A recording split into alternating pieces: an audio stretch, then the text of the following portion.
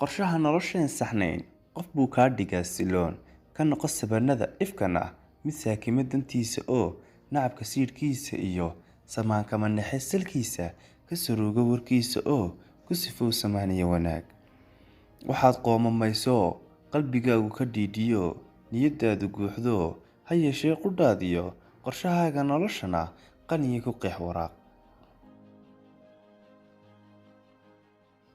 Stay positive, niyad qabow.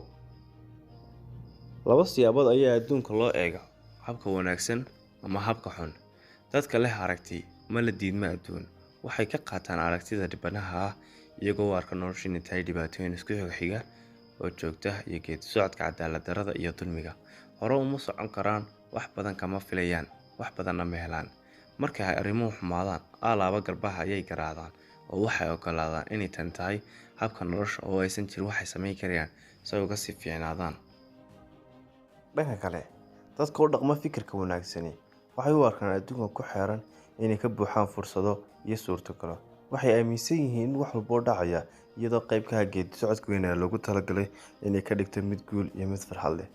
Waxay u soo dhawaadaan noloshooda, shaqadooda iyo xiriirada ay ka qabaan rajada fiican sida farxadda, aragtida guud iyo fikirka togan iyo rajooyinka wanaagsan.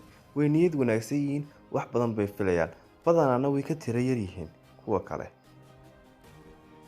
Hadda waxaynu isla eegi doonaa dhowr xikmadood oo ku saabsan nolosha.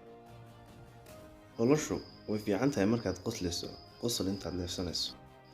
Camalka ugu yari wuxuu ka wanaagsan yahay ujeedka ugu weyn.